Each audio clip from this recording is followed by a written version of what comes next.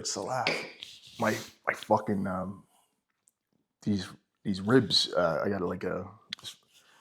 this rib injury I got. I guess the connective tissue and the soft tissue and the cartilage.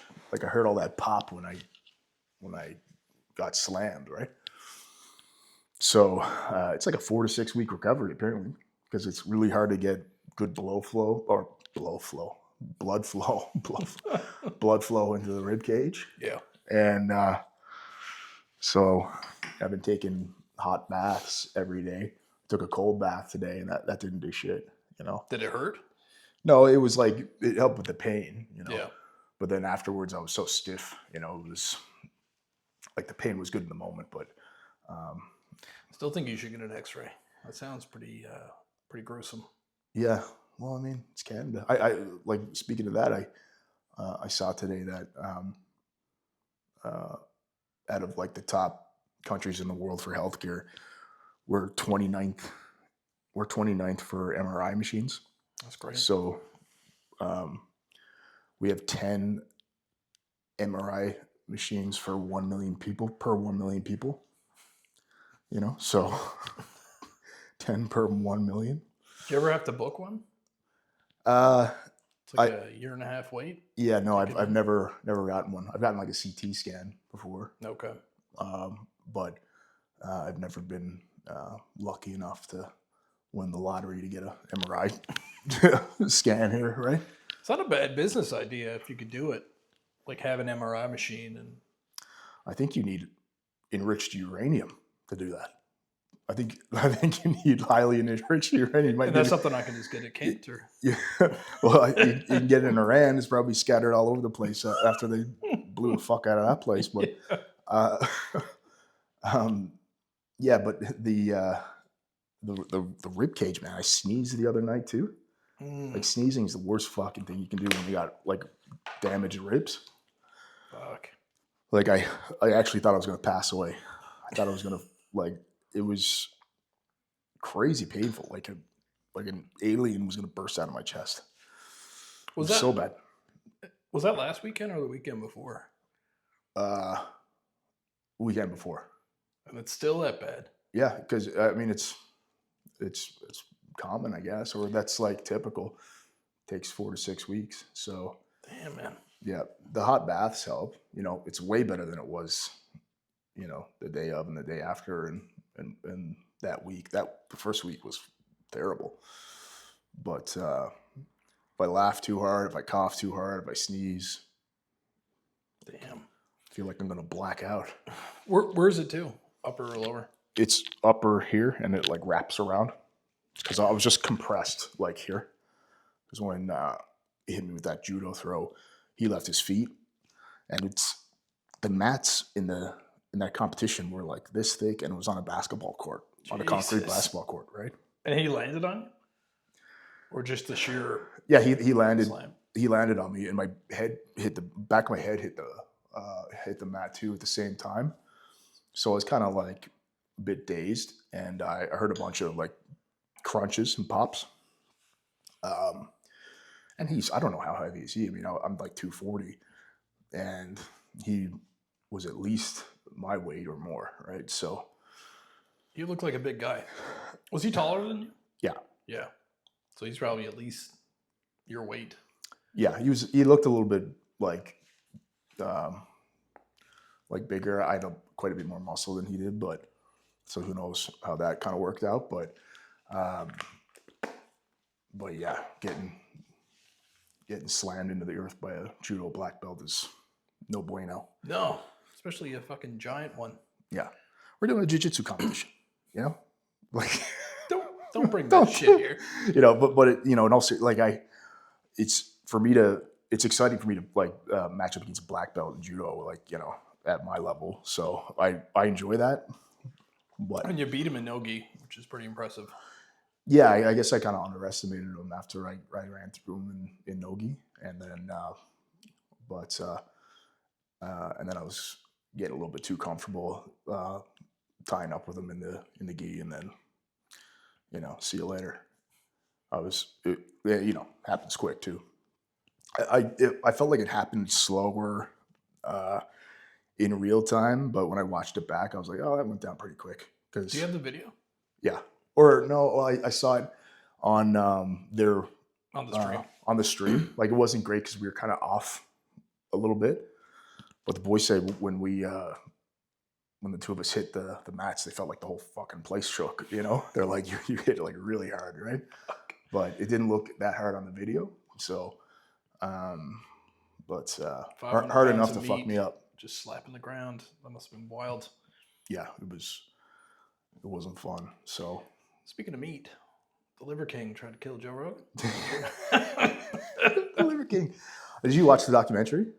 No. Or his own documentary that he had, you know? No, he really annoys me. He's like really over the top. Yeah. And when he got popped for steroids publicly, and he's like, he had like a fake, like his apology was kind of blaming other people, you know? Not only did he get popped for steroids, I can remember there was, because I was watching Derek, No Plates, More Dates guy, and he was reviewing it.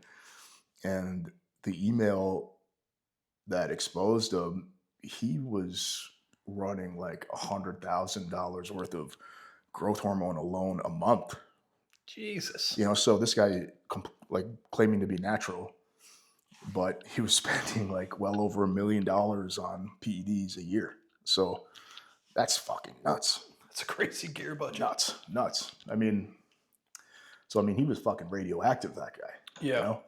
If you could play the Iranians back, like, could have fucking scooped him up and put him in a bomb and dropped him on somebody, right? yeah. But Fucking liver and buffalo balls just everywhere. yeah, fuck. But yeah, his documentary, it kind of just exposed him as kind of a goofball. But I mean, I think he was self-aware enough to know he's a goofball, but what a weird hypocrisy. And, you know, it's so much different when people are just open and honest about that stuff. But people just hate hypocrites, right? Yeah. So, Yeah. I mean, that was his problem. And then, so what happened with the Joe Rogan thing? He just got obsessed with Joe Rogan and then...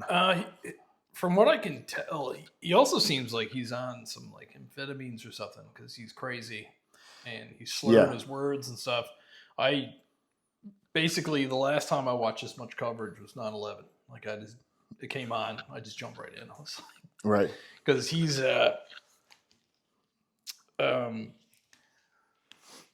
you know, an unapologetic liar, and right. So Joe Rogan and Derek, No Plates, No Dates, exposed him, and then I don't know, man. Did Joe Rogan Joe Rogan just like basically talked about it, I think. Yeah, that's over the top. Say he exposed him, but they talked about it on the show. And I guess Derek's the one that exposed him. Yeah. So originally he was like going to Vegas, going to his comedy shows in the front row. Oh, he was? Yeah, like trying to cozy up to him to get on the show. Yeah. And like he reached out to people, and I think he reached out to some friends of Joe Rogan. Like I think Bert Kreischer had him on his podcast, and he was like, I don't want to talk to this guy, or however it went down. And the Liver King just recently snapped. Right. Where he's like, he blames him for his kind of his stagnation, I guess. Yeah. He's at like 2.9 million followers. Yeah. Like when people snap and they're experiencing psychosis like that, they'll fixate. So, I mean, no doubt Rogan was on the forefront of his mind, because I think like a lot of these guys who have these companies or influencers, like if they can just get on Joe Rogan, right? If they can just cozy up to Joe Rogan, if they can just be Joe Rogan's friend. I mean, you see it like everybody in Rogan's hemisphere is like they just get more and more successful. Yeah, they blow up. Yeah. Well, even people like what's his name? Oliver. He's a singer. Anthony Oliver. Yeah. Is it? Or Anthony Oliver Anthony? Something like that. I know who you're talking about. Yeah, but like he blew up because of Joe Rogan. Right. You know, and he should. I like his music. Yeah. But, he had that one like really good song, which was like Richmond, north of Richmond. Yeah. Yeah, and then Rogan had him on, and he's a he's a good listen, but I would never have heard of him if it wasn't on Joe Rogan. And Yeah. So that's how you get over the top. You get on the biggest podcast in the world. So the Liver King, you know, you can see him in every one of his posts. Like, he seems like he is deranged. Yeah. It's like he's got an axe. And in that, he had a box with like Joe Rogan's logo on it. And then it was like cash and a gun. Like, so he's like, I'm going to fight Joe Rogan. I hope he chokes me. And Liver King has some sick guns too. Like, I think he has got like a Sand Viper and shit. Like, you know, he's got a crazy collection with that documentary I saw. So, yeah, I mean, like, he could have some underlying mental health issues. I mean, it kind of seems like likely. I mean, he's crazy enough as is. yeah. And then if you're mixing amphetamines in with that, then yeah, you got a recipe for a disaster, having a psychotic break and then hyperfixation on one person and whatnot. And the level, I mean, there's a level of narcissism too, you know, he's like, I'm a barbarian, follow these 9 tenets. He's like eating fucking buffalo balls. Disgusting. You know, and there's like a deep dive in his products where he's like, you know, it's farm to table basically for his protein, and turns out it's from like 9 different countries, you know, and he's just like, he put himself out there, he's over the top, but he can't back it up. And then when he gets busted on shit, he doesn't admit to it. Yeah. He's like, you know, I lied and I do take steroids, but I need to. And I can't even remember, but he completely backtracked on his apology. So he's not there. He doesn't follow any of the tenets. Right. Like, can you imagine you're following this guy, you're fucking chewing on a raw buffalo testicle, and you see this guy's downfall? It's like, fuck. I don't feel bad for that person though. Like, No, I don't either. Yeah. If you're following the Liver King and that's you know, your inspiration in life, then. When he first got on the scene, he was interesting. You know, he was jacked, and he basically bastardized a bunch of people like Huberman, like, you know, get out in the sunshine and get the sun in your eyes. Right. And the carnivore diet. He took all these like really hot things. Yeah. And then he like made it insane. Yeah. It's like, you know, I'm a barbarian. This is my queen. And it just went, you know, off the deep end. Right. Yeah. But yeah, they arrested him, and supposedly they found a bunch of gear in his hotel. And no doubt. But yeah, so I from my understanding, Rogan didn't even make a complaint to the police. So okay. And the Austin Police Department, they probably love Joe Rogan. I mean, you know, too. So I know like lots of cops just have a ton of respect for him. Way he's able to like articulate grievances that cops have, and use of force situations too. Give like a realistic description of how dangerous it is for police to deal with somebody in real time and how quickly things can go to shit. So I think they took it upon themselves to, you know, arrest him for, I saw it was for terroristic threats. Yeah. So yeah, that tracks. He was saying some wild shit. Yeah, I mean, if somebody is, I mean, it makes sense. I mean, if somebody is obsessing over like a public figure, then and they're threatening to beat them up or to fight them or, you know, have some kind of altercation with them, then it can cause some public kind of panic and outrage too, right? So, but I mean, no doubt the police did some kind of a mental health assessment with him too. I saw he was released, you know, so he's released on like $20,000 bond, you know, so. Yeah, they, I heard that they actually kind of staked outside of the hotel and they didn't want to, I guess, stir him up by busting the door down. But like he had like weapons, like an axe. I'm pretty sure someone had a picture of the gun that was in that box. Why was he at a hotel? He was traveling because that's an issue too. Like he doesn't live in Austin, right? No. So if they're arresting him in Austin, he's traveled to Austin where Rogan lives. Yeah, and I mean, you're showing the ability, intent, and means then too, right? and carry out your it's threats. documented. Like he documented the whole crazy trip. He's like, I'm in the craziest thing he said, and meanwhile, one of his pupils is bigger than the other. I don't know what that is. I heard that was I saw it on Twitter or whatever that he got something in his eye, or he got like an injury in his eye, and he has a permanently dilated pupil. Gotcha. You know, so it makes him look even fucking crazier. Yeah. And so he said something along the lines of, you should hold the hand of someone you love so you can remember. Oh yeah, I heard that. It was good, actually, a pretty good line. You know, it was. I thought it was like a pretty good threat. You know what I mean? Like, it sounded like some shit some fighters would say. You know, or like a wrestler from the '80s. Yeah, exactly. Like that kind of shit. Yeah. And he's kind of like that. The Undertaker. Exactly. Yeah. He's like a wrestler from the '80s. Yeah. That lives on a ranch and eats raw meat. You know, Yeah. and yeah. But he's out. I mean, like Rogan would fuck him up though. I mean, as from what I know, like he doesn't train, doesn't know how to fight. So I mean, like Rogan, but that's not like the point. You know, no. The point is like you shouldn't have to worry about having to fuck somebody up if they come in your space. You know, and he's carrying around guns and shit too. Like, and he's a lunatic. Yeah, how far is he willing to take it? You know, so he's walking into corner stores with like a shirt with the sleeves ripped off, you know, and he's out of his mind. Yeah, it's he'd say it this way, but it's kind of fun to watch. Speaking, who else is out of their mind? Have you seen what's going on with Jon Jones? So Jon Jones, I think he's like the second longest reigning heavyweight champion of the UFC, coming up on Cain Velasquez's record, and he's only defended the belt once.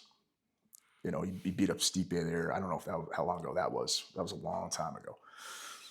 And then he essentially held the belt hostage ever since because he didn't want to fight the next contender or the interim champion, which was Tom Aspinall.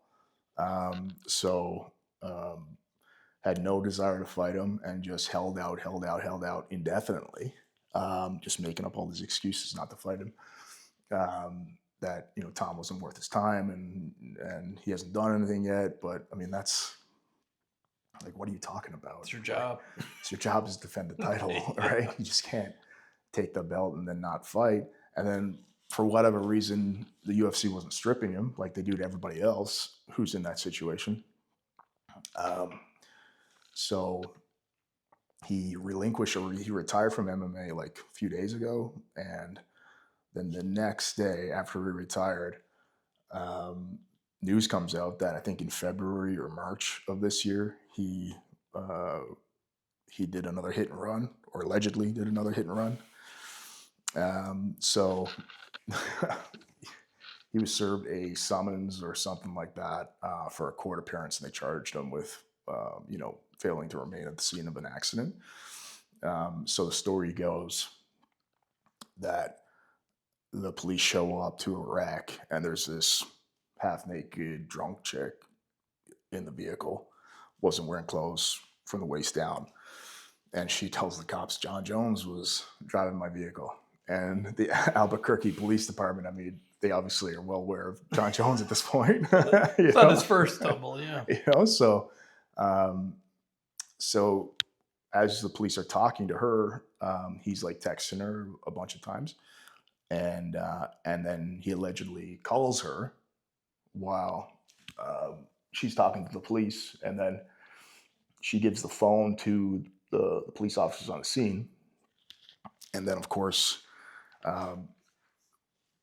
what you would do in that situation, what he did, he threatened to kill the police. Of course, like why wouldn't you at that point, right? So he said, all or nothing. Yeah, he said like he's got brothers that make people disappear and all this kind of stuff, like saying this stuff to the cops. And so his lawyer came out and said, like, this is a witch hunt. They're going after his phone records right now. They have no information to really substantiate this stuff. And then the police released the body cam footage, which has the recording of him on the phone, and it's Jon Jones' voice, like saying all the shit, like going off.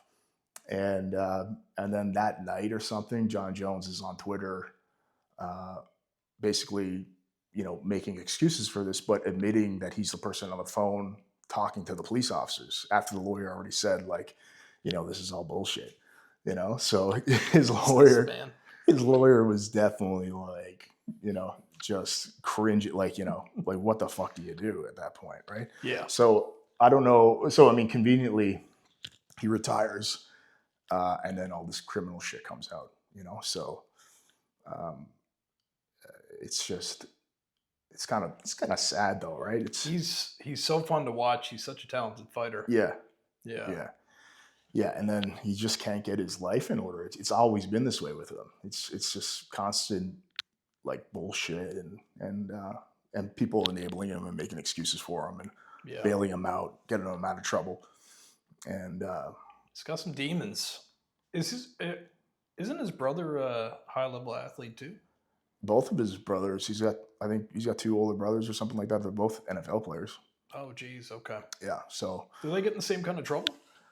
I think one of them does. I think one of them is kind of a loose cannon as well. Like something happened, I think, half recently, maybe last year. I can't really recall what the details on that is. Okay. Or which brother it is, but as far as I know, the other one is like stays out of trouble, or at least doesn't get caught. So, but crazy thing to be at. I mean, it's like, I don't know how many years it was ago now where he did that hit and run on a pregnant lady and then didn't even check on her, runs away from the scene, runs back, grabs a bunch of shit out of the vehicle, like handfuls of cash and whatever, and runs again. And he's on like a camera, like running away from the scene. And the way he's running is like really funny too, So, but can you imagine being those cops where you're like, you got to look for this fucking guy now. And he's like, it's Jon Jones. And he's threatening to kill you. And you're like, holy fuck. Like, Yeah. How many guys to his house? How many guys we got working tonight to come deal with this problem? It's just an absolute pain in the ass. But so this is the second time. I mean, is he going to face jail time? I don't know, man. He always seems to kind of get off on the shit that he's up to. I mean, but he's slippery. He's hard to hit. It's true. Yeah. He's got good defense, man. That's right. He's got really good defense. But I mean, he just seems to be out of his fucking mind. I mean, he went on some Twitter rampage there the other night, like tweeting all night, just like really weird shit, like cryptic stuff that didn't really make a lot of sense. Like he's on drugs too. Like I don't know if him and the Liver King got the same shit, but they're both acting like absolute lunatics. It's funny. I watched so when he was training with Gordon Ryan, they had like a really cool role. Yeah. And then so in my feed, I always see Jon Jones stuff, and like I've seen him on a podcast. He's so composed. Yeah. And he doesn't. There's not a lot of inflection in his voice. Like he's very, stable. Yeah. And then like you hear this shit, it's like 2 different people.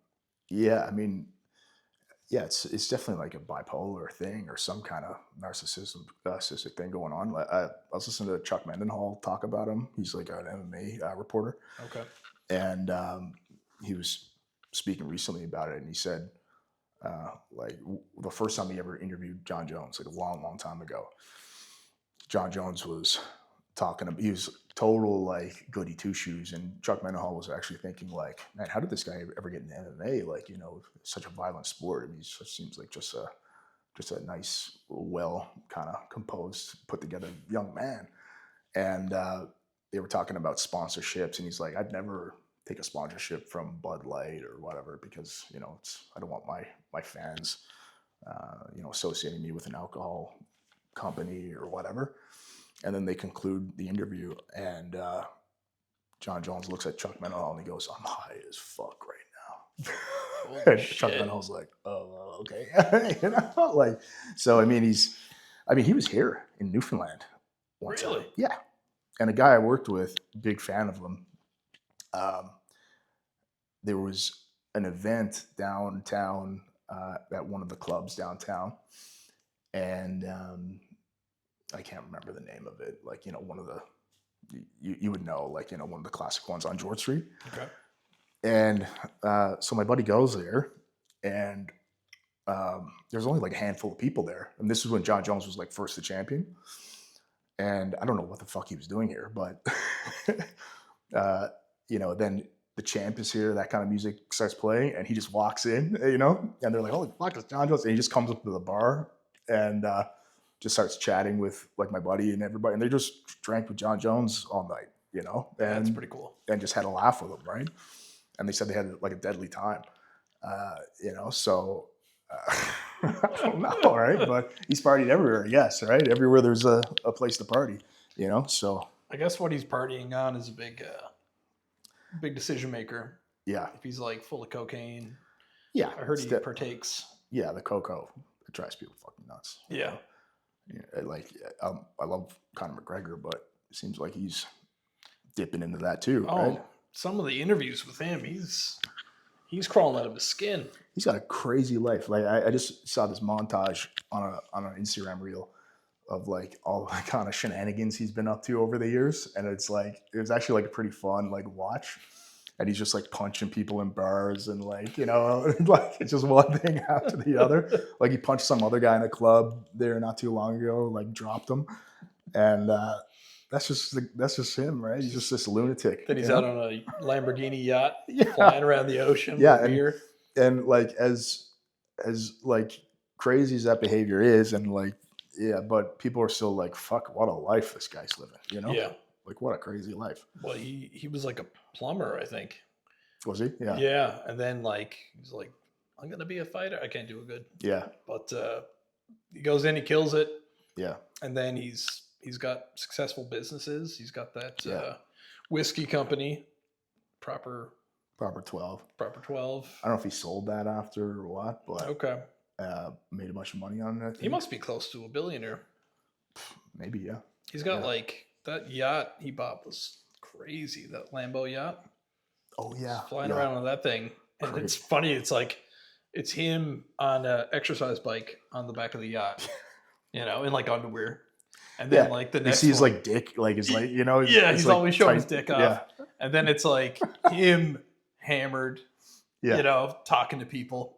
Yeah. And then it's like, I get it. I watched a Roadhouse interview and he's like, I guess it's cocaine, but he doesn't give a fuck. Jittery as fuck. And he was sitting down with Jake Gyllenhaal. Yeah. And Gyllenhaal looked worried. He was like looking over. He was actually like playing it off. I remember like pretty cool where he was like, he's kind of like just kind of going with it and laughing a little bit, but Conor was just like out of his fucking mind, right? It's like sitting next to him, like jittering and shaking. Crazy, man. And he seems like he's a bit juicy too. He seems like he takes a bit of juice because he got like pretty big. Yeah. Well, I mean, he's gotten. I think he actually kind of alluded to when he had an injury, like he went out of that testing pool, the USADA testing pool, and he kind of alluded to like he needed to do what he needed to do to get back on track. And I understand that for sure. And also, like when he first came onto the scene, I mean, he was sucking down to 145, and he was an absolute skeleton. Yeah, and he looked pretty sick. Yeah, he was very gaunt. Yeah, so while we're used to seeing him as like a young man, like cutting weight, sucking down to get the crazy 145. It's 100 pounds, like less than, but like naturally over like years, while he's kind of going up in weight or whatever, and he's filling out, like, he's gonna be, even if he's not juicy, he'll look juicy compared to what he was back then. Yeah. But he was such like a sniper back then, like so, everything was just so precise with him. Yeah. He was so dialed in. He had that real like non-linear technique where he could kind of slip something and throw something from strange angles on like people, and that kind of karate kind of stance or whatever. Exactly. Right? Yeah. Like, Very smooth. Yeah. Yeah. I actually got my results back finally for that blood panel I did. Oh yeah. Yeah. So it's funny because my testosterone was fine. Yeah. It was like my sleep is shit. So Right. it was like 550. So they gave me the prescription. Anyway. The testosterone was 550. Yeah. So what's the range? So in where we live, it's like stupid. It's like 200 to 800. But there the optimal is like 500 to 800. So, and I know it's because I only sleep like probably 5.5 hours a night. So that's probably what's holding me back. Right. But they gave me the prescription anyway, kind of thing. Wanted to optimize you. They wanted to optimize me. That's good. Yeah. So try that out. I think like the fellas that I know that that are taking it, they just love the consistency of like the energy they feel. There's not these like huge swings, and one day you feel like absolute fucking trash, and you don't even know why. And even if you think you got a good sleep, you still feel like shit. And then the other day you're okay, and then whatever. But it just makes everything kind of consistent, make you feel kind of normal, right? Okay. Yeah. So if that could help me, I find, I crush caffeine. Like I drink a lot of it. Oh, me too. I really like it. Yeah. But it really affects, like when I go to sleep, my body's exhausted, but my mind is awake. Oh, really? And then like I'll just open my phone and try to wait until it calms down, Yeah. I mean, I don't sleep a lot either. I don't even, like Cleo will tell me like, or whatever, or so like, I don't know what I average a night, like, but it's probably 4 to 5 hours as well, in that range. So not good. No. But I don't feel too bad, Yeah. For me, it's like, I find that in the mornings I'm great. Yeah. But then as the day goes on, it's like I'm exhausted. Right. So then I drink more coffee. It'd be a huge crash. Yeah. And I crash, but my brain is still wide awake, but my body's just like slow, So if I'm playing with the kids or if I'm out doing something with the dogs, I can feel it. And I'm like, just crushing the exhausted. Zanies and you got the whole mouth lined with Zanies. I got 2 in right now. I'm feeling pretty good. Do you? Yeah. Yeah. So I roll double decking. Yeah. How many do you average a day? A pack. A pack of these a day. Yeah. 24. 24 That's bullets, baby. crazy. I know. It's wild. 24. So that's if you're if you're on the go for like a solid 12 hours a day, then it's 2 an hour. Yeah. Yeah. Yeah. Absolutely. That's crazy. Yeah. Yeah. It's a lot. You have a problem. I have. I do. It is a problem. Yeah. Yeah. It's not the worst problem you can have, No. It's everybody needs a problem, I think, Yeah. So yeah, they're pretty good. Makes me feel pretty good. Like what's like, I don't even know. I can't even describe kind of the boost I get from one. Do you like? Can you describe it? It used to really zero me in, like I could focus, and then they kind of make me dizzy. But I don't know anymore. I don't know what it is. Yeah, like they don't keep me awake. Yeah. Yeah. I don't really know what it is about it. I think it's the oral fixation of just putting one in and it just makes me kind of feel good. I don't know. Like yeah. So I feel like it kind of calms me down a little bit too. Yeah, I agree with that. Settles the ADD a little bit. Yeah. Yeah, no, it's a good question.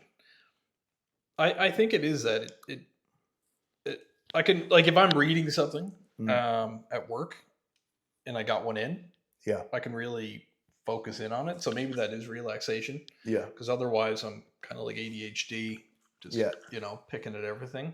So maybe that's what it is. I love throwing one in and having a chat like this, or going for a drive and putting one in, going for a drive. Well, it's like, I guess, smoking a cigar, like a cigarette, Yeah. It's like, same kind of thing. Right.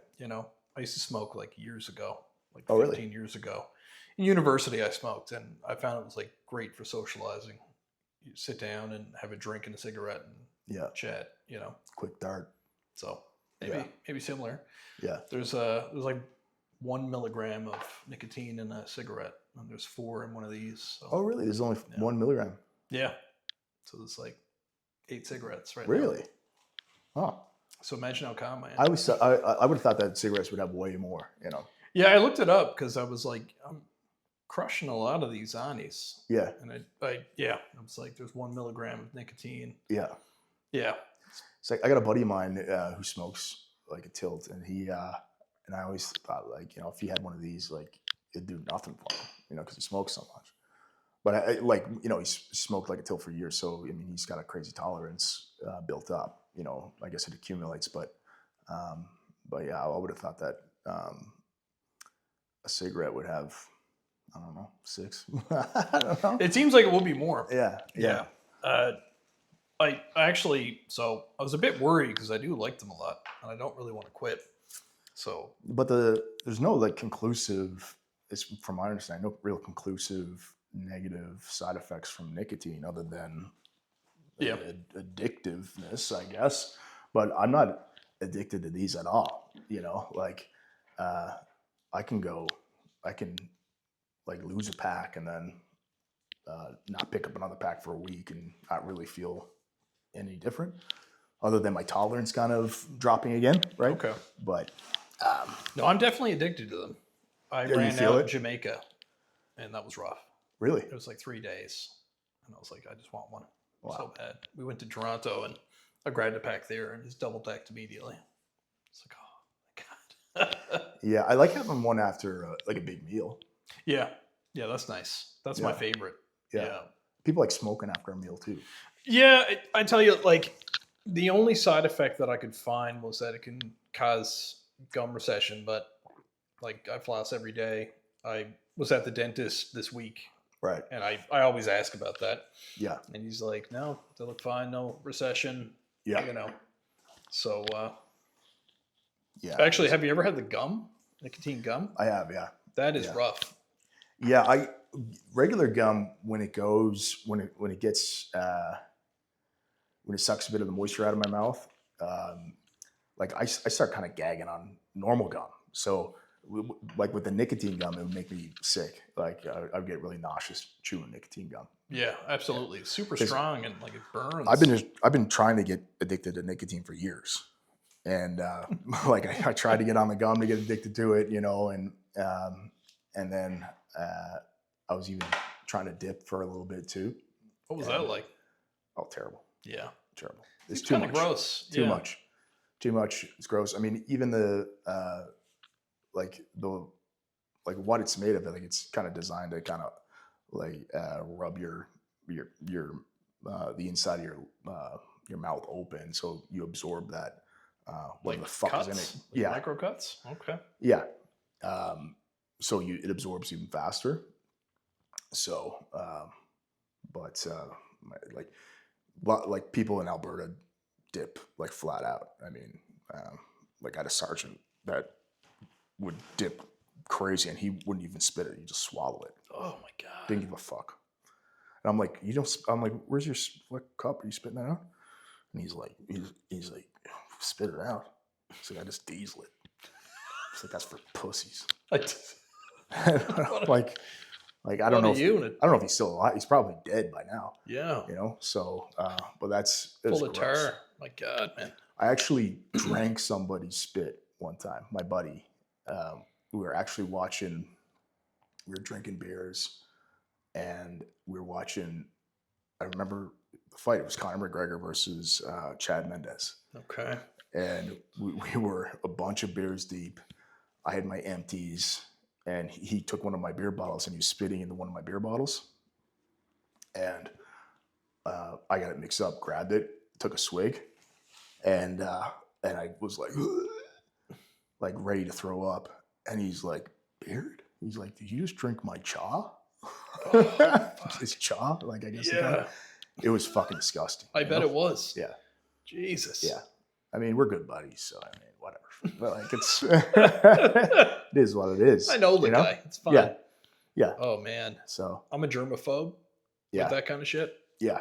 And yeah, I got over it quick, I guess. Yeah. Start drinking more beer. More beers will help. Yeah. Yeah. Yeah.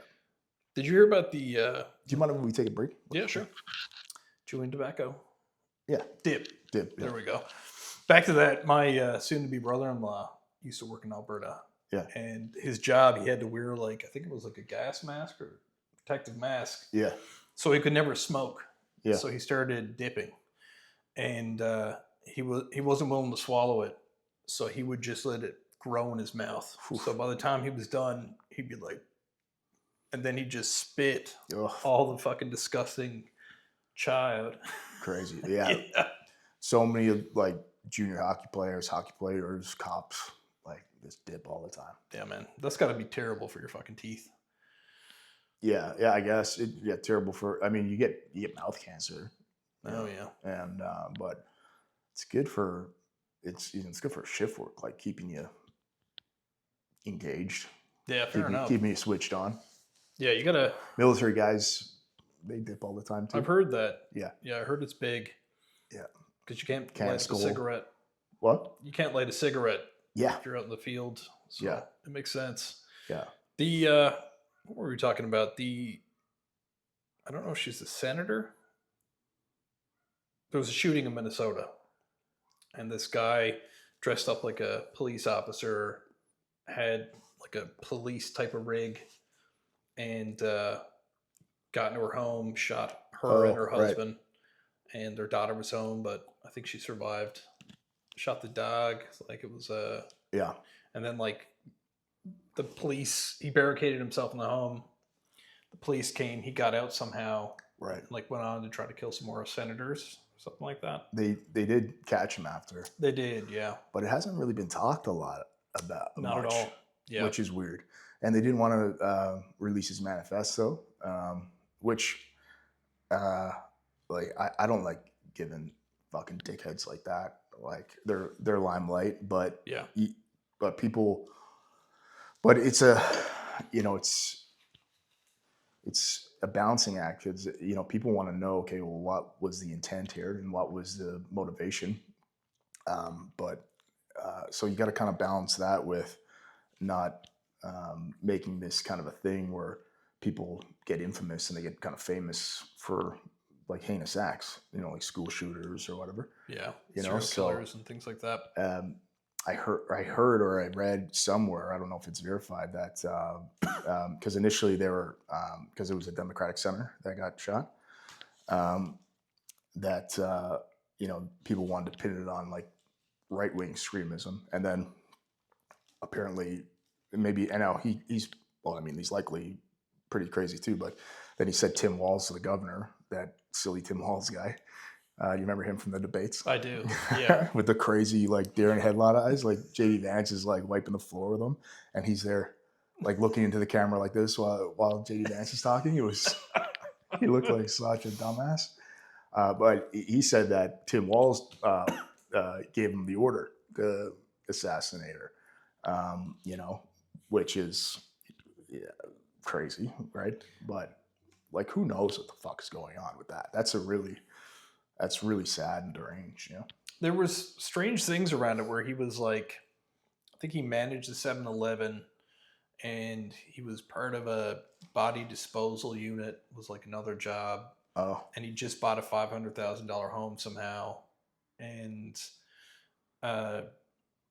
they found like $10,000 in cash in his house and some guns. Jesus. And then he left, and he offered this guy with an electric bike to buy the bike. The guy's like, I got a car for sale too, so he bought both.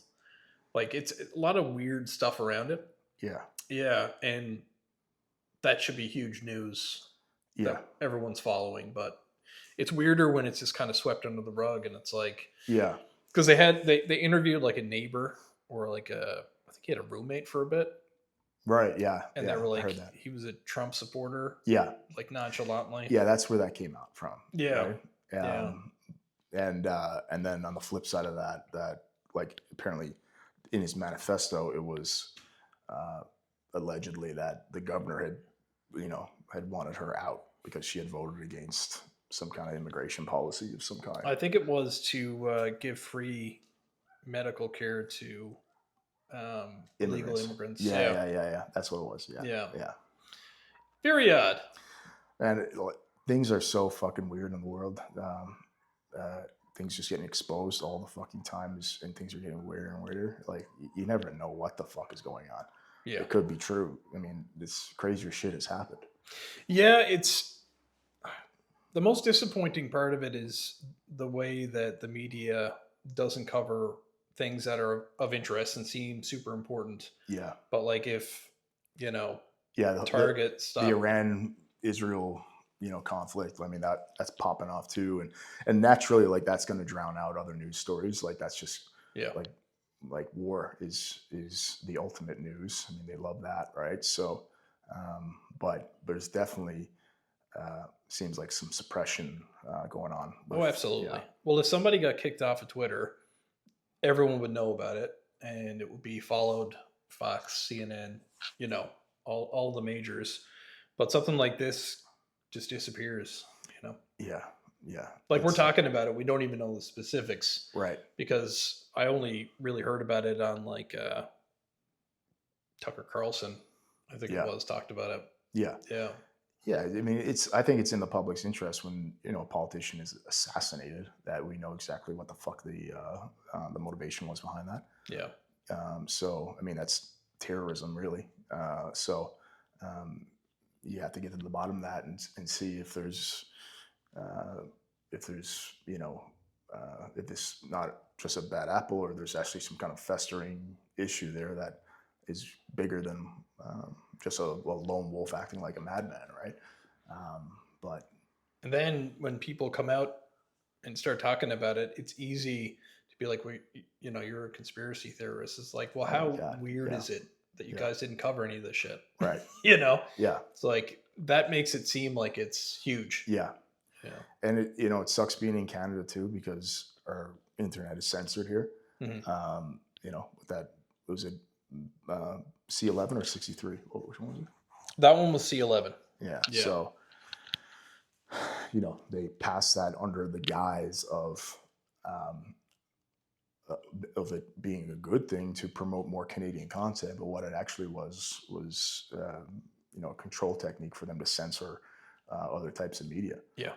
Which is gross. So, well, it's so funny that in Canada, we were the darling of democracy for so long. Yeah.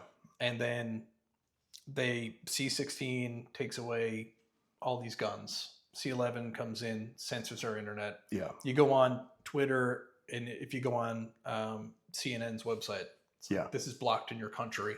Right. And all of this is happening. People can see it. And then Carney comes out and he's like, elbows up. Donald Trump's a monster. Everyone's like, God. He's our man. That guy's such a chicken hawk, man. Every time him and Trump are in the same room, he's just like totally buttering Trump up. Yeah. I like that term, chicken hawk. Really. I heard that from, who did I hear that from back in the day? That's Jesse Ventura. Yeah. Jesse Ventura was like, they're chicken hawks. And he's like, they're, these hawks from far away, but when you get up close to them, they're just chickens or whatever. They're like total, but that's a decent Jesse Ventura. He's got, he's such a character, man. Being a pro wrestler. Yeah. I mean, I grew up watching Predator and, that's a guy who chewed a lot of tobacco, I think, but. He chewed a lot of things. He's interesting guy. He's a Navy SEAL. I was Navy SEAL. But so Carney, man, Jesus Christ. And I guess because you in the channels, like when you're watching and you're trying to get like some independent news feed from YouTube, like you see Carney just glazing Trump, like totally, like and but you think that is that shown in like on cable news in Canada? Probably not. No. So like all these people, when you have the primary reason why people voted for Carney in Canada, the data came out was to be tough on Trump, which is so fucking pathetic. Yeah.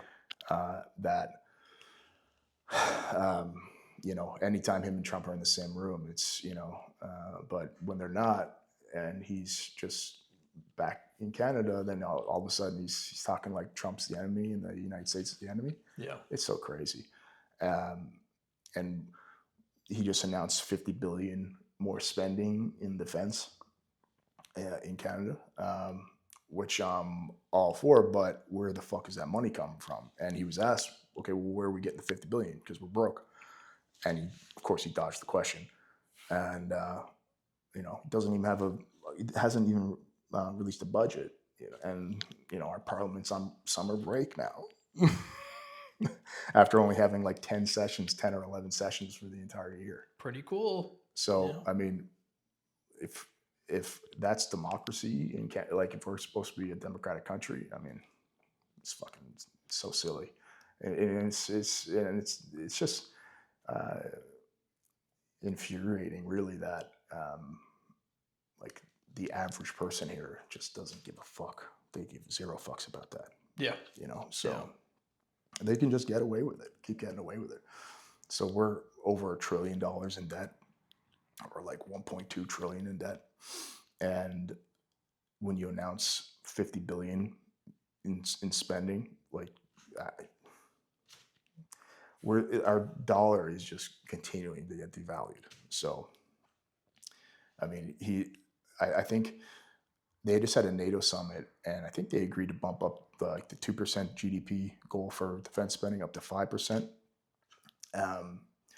And Carney also agreed to go in on the Golden Dome, like missile defense with Trump as well. Okay. Golden Dome. Yeah, the Golden Dome instead of the Iron Dome. So the Iron Dome in Israel, Yeah. So, but Trump coined it, the Golden Dome. The Golden Dome, of course. Yeah. So, like, I don't know where we're going to get this fucking money. No, it's going to come out of Canadians' pockets, like always. I mean, you look at like you with your ribs, you can't go see a doctor. No. You can't get an x-ray. Yeah. It'll take forever. Yeah. It's a 16-hour wait and it's true. A packed room, and then the roads are shit. The infrastructure's falling apart. Yeah. And then they can go up there with no budget and be like, we're going to give money away in droves, 50 billion, nothing to it, If you went to look at a house now, they're selling for double the price. I actually watched a bunch of videos this morning of people leaving Canada. Mm-hmm. And they talk about the TikTok where it's like they compare a shitty home in Vancouver to a castle in Europe. Right. And the castles are cheaper and they look better. Yeah. And that's what we're coming in to this next year on. So they take a break for the budget, and all these people are like, he's hard on Trump, and like you said, chicken hawk. Yeah. He's there because that was his platform. Right. Just that. Did you see him dancing in his celebration video? Oh my when God. He won? No. And he's actually doing an elbows up dance where he puts his elbows up like this and he's dancing like this. It's the most awkward shit I've ever seen in my life. It's, like, what is elbows up? My understanding is that it's related to hockey in some way where, if you're checking somebody and your elbows are up, then you're getting dirty and you're fighting, and, you're just being hard. You're a hard ticket, on the ice. But it's stupid. It doesn't resonate with anybody that, it's reasonable in my opinion, or like, I don't know who kind of is inspired by that. It's crazy. Yeah. Elbows up. It should have been fucking wallets out. Come take your cash. Yeah. Yeah. It's funny too. One of the things that aggravated me the most during that whole thing was they're like, Canadians are tough and northern, and that's great. But before that, it was like Canada's full of their past makes them demons. Like the culture is terrible, and then it's like the culture is everything here. It's whatever they need to get in. Yeah. Yeah. I mean, the Department of Homeland Security just released a statement about their time in dealing with Trudeau when he was in power. And they said it was an absolute joke and a nightmare trying to deal with that guy, dealing with immigration. And they're trying to run checks on drug dealers that are coming from Canada that they're apprehending at the border, and we're not sharing intelligence or background checks on drug dealers that they're picking up to our partners and whatnot, like as an example. So we've just let in, and if you look at that Iran Israel conflict, there's intelligence now that a lot of 𝐼RGC, the Iranian Revolutionary Guard Corps, that their like head honchos are fleeing to Canada, you know, because the 𝐼RGC operates out of Canada. They have like offices and agents here, you know, so like just like the CCP. And so it's just so frustrating that these aren't issues that are in the forefront, and it's, I mean, our media, of course, is to blame, you know, so it's stuff that they don't talk about. We just had the 40th anniversary of the Air India bombing, where like almost 300 Canadians were blown up, and it was this Palestinian or Palestinian extremist group that was responsible for blowing up that plane. But not one single politician in Canada, even though politicians were coming out and saying, oh, this is the anniversary and we condemn terrorism, none of them named the actual group that was responsible for it, because that's their voter base. They all want a piece of that voter base, you know? So, I mean, that whole, like, have you seen like the Palestinian like movements more so out west, where it's like they have like orange kind of like garb that they wear. The Indian government has labeled them terrorists and extremists, and so it's totally banned in India. But they want India to be Palestine or something like that, you know. Is that the caliphate? No, the caliphate is like a Muslim thing. Oh, right? okay. But Gotcha. that's like a some kind of Muslim term or something like that. But yeah, I mean, like if you're not naming things for what they are, and you're not being like calling things out, and you know, these groups, like what's the point? Why even bother opening your mouth about it? It's, I mean, the allegedly the Indian government like assassinated one of these people associated with this Palestine group or Palestinian group there a year ago or so. And that, do you remember Trudeau was kind of embattled with India and at the time? I do, yeah. You know, that's what that was over. Really? Yeah. You know, so I don't know why I'm surprised. Yeah. Yeah. So, I mean, you just have the, I mean, it couldn't be more stark and obvious that, I mean, our federal government at that level, and it's hard to gauge what's going on now, but they just had no clue what they're doing. They're just, and everything, what's important to that government, the only thing that was important was optics. Optics is everything. Yeah. And they want to do whatever they think is right on in their spectrum of political ideology, no matter what the cost is.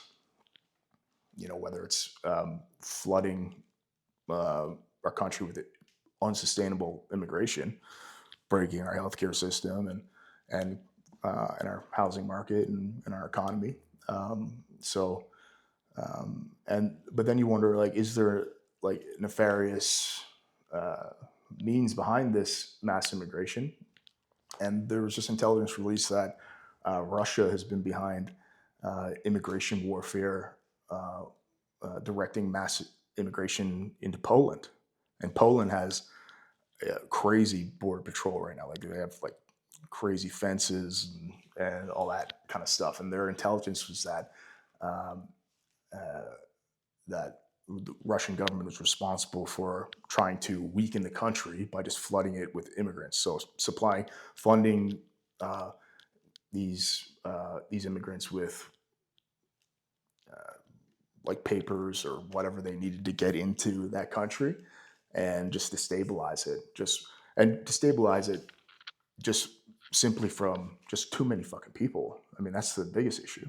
And that's also allegedly what's happening with immigration into the UK. That there's like a chat, like that there's always like a channel that there's people crossing from boats into the UK, and that Russia's behind that as well.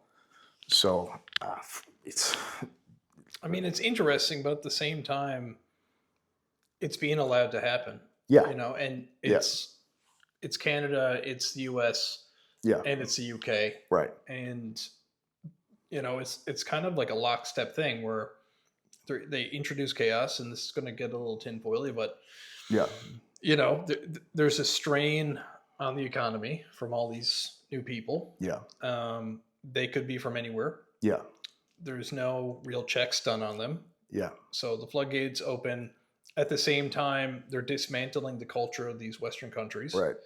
And everything's about identity politics. So they're dividing the nations. Yeah. So and it's not fair to immigrants either. Like No. when you're promised like a better life and you're coming into a country that's supposed to have good healthcare, is supposed to have good infrastructure, is supposed to have a good economy, is supposed to have jobs. Yeah. And it doesn't, because you're breaking it with too much, and it's when it's out of control and there's no limits. Yeah. It's not. And wars, you know. Yeah. For some reason, the push for Ukraine and Russia, that's popped off. Israel's popped off. Yeah. We're sending money everywhere. Right. You know. Yeah. It's like, I feel like, in particular, especially Trudeau, he wanted. It seemed like such a narcissist where he would just announce Canada is sending aid or stepping up to help out here and help out there and help out over here. And it's because like he wanted to have the credit for Canada being this like superpower in the world for helping people out, which we're not. We don't have the money to do it. So you're basically drowning us in debt, unsustainable debt, and financial ruin, just to get likes on Twitter, you know, and likes on social media. It's fucked. Yeah, very expensive virtue signaling. Totally, you know, and we're paying for it now for sure. You have like the crime in Toronto right now. The crime statistics in Toronto are worse than New York. That's crazy. You know, for violence and property crime and all that shit. And terrorism, like the police, terrorism went up 400 or 500%, you know, like arrests related to terrorism in the past year alone. So Canada's become like a hotbed for terrorism. Yeah. Isn't that hilarious? Yeah. Used to be a hotbed for hockey and maple syrup. Yeah. Yeah. Yeah. So, U.S. intelligence and in the UK as well, they said the next terrorist attack is likely to originate from Canada in some way. You know, right. So yeah, I mean that's our country now, right? It's so hard to remain positive about this, like the direction that this country's going. Yeah. It's so hard to get people on the same page too, because I feel like it's such a big country, and we're all spread out basically on like a thin line. Like, you know, like not many people live up north, so right from Vancouver to here, you have 40 million people spread out. It's hard to get everybody on the same page. Yeah. Yeah. A lot of people too. I mean, how great is life when you don't have to think about that stuff? Right. It's like, well, the news said, and you know, our leadership said, but you really have to break down the walls and be like, everyone's full of shit. Yeah. You know? Yeah. I remember when, when I first became cop in 2007, that was at the end of like liberal era in Canada, and crime was very high and was very fucking violent, especially out in Alberta in that era. And then Harper gets in, and then slowly but surely, you know, things are getting, like in policing, things were getting slower and not as crazy. You know, there's still lots of shit to deal with, but there was a noticeable decline in how violent things were getting, right? And then so it was going down like this, and then Trudeau gets back in, and then it's just back up, right? Because it's like they don't give a fuck about the rule of law. I guess they don't. Yeah, like enforcement and actually penalizing people for like committing crimes is not the way. Apparently, it's all about um, uh, like restorative justice, which has been a total failed experiment. I mean, you take a criminology class and they shit all over uh, uh, like uh, like retribution for justice and penalizing people, sending them to jail, and they say restorative justice is the way to go. Uh, and That's clearly not worked. It's not worked at all. They had the largest drug bust in Canadian history. Um, there in Toronto, or I think it was in Ontario there recently, and immediately they let everybody out. Really? Yeah. Restorative justice. Yeah. So, I mean, you just have this catch and release policy where, I mean, criminals are just going to take advantage of that. Absolutely. They're like, oh, I got caught. Well, now it's time to turn my life around. Now that I've been immediately let out again and nothing really happened, right? Like, that's not how humans work. Human beings have never worked like that. I don't understand how suddenly in like the year 2015 or 2014, whenever Trudeau gets in, that all of a sudden human nature changes, and people are just gonna start wanting to be like criminals are gonna want to start being better people. I mean, I don't know. It makes the whole thing makes no practical sense in reality. All these theories and all that kind of shit. It plays well in the classroom, and you can talk about it, and you can talk about it, till the end of time. But in practicing in real life, things work a certain way, and it's not that way, right? Yeah, compassion really leads to chaos when it comes to that stuff. Yeah, I mean, it's different being compassionate too about somebody that you know. Yeah, like that's important. Yeah. But when it comes to, I mean, especially people that have committed violent crimes. Yeah, it's like that's not going to end. Yeah, I mean, there's time and place for compassion, but I mean, if you're just weak, then you're going to be taken advantage of. Absolutely. And that's, I mean, Trump keeps banging on about that too. It's peace through strength type thing. You can't give an inch. You have to draw a line in the sand somewhere. Yeah. And I mean, that whole operation where they dropped those bombs on those nuclear facilities in Iran, like that was crazy. If you see a breakdown of that, is wild. You were talking about the bombs they used. Yeah, so they set a decoy essentially, and where they had 6 B-2 bombers take off towards Hawaii, and 5 hours later, they had 7 B-2 bombers take off in like the middle of the night, and they flew from the United States all the way to Iran. So that's fucking nuts. They flew to the opposite side of the world, and they have to refuel, midair, but they'll do a midair refueling. I think they did that a couple of times, and apparently it costs $200,000 to fill one of those things up.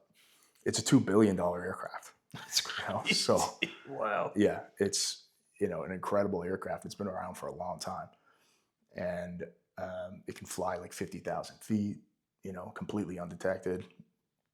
And they drop these MOP bombs, these massive ordnance penetrators, $30,000 or 30,000 pound bombs, and they just go. They're constructed after some kind of steel alloy that's super durable, and it just penetrates, shoots right through the ground like a knife through butter. Wow. And then a couple of seconds later, it detonates after it's gone down however many feet. So they dropped 7 of those fucking things on this one nuclear facility in it's called Fordo nuclear facility, which is underground in some kind of mountain. And so they dropped 7 of them on it. How much does one bomb weigh? 30,000 pounds. Wow. So each and the reason why they had to refuel is because they're carrying like 2 of those each, right? So that's 60,000 pounds of just those 2 bombs. So I mean that's crazy, right? So, and I think the actual explosion is like the largest kind of conventional like bomb you can explode that's not a nuclear bomb, right? So, so yeah, I mean, they dropped 7 on that Fordo place, and another, or I think they dropped 14 in total. On around Iran, and they did that in the matter of like 20 minutes, like 15 or 20 minutes, and then just turned around and flew all the way back to the USA. Wow. And they were 36 hours in the sky. So there's 2 pilots that are 2 people that are operating that B-2 bomber. So I don't know. Apparently they got a place to piss in there. They can take a nap if they have to, but they're probably on it some Liver King amphetamine shit too, right? Absolutely, like, to do that kind of a 36 hours. Yeah. How are you sleeping in a B-2 bomber? Yeah, and I think they're like as loud as fuck in there too, right? But imagine the engine power to be able to push through, or push at speed with 64,000 pounds.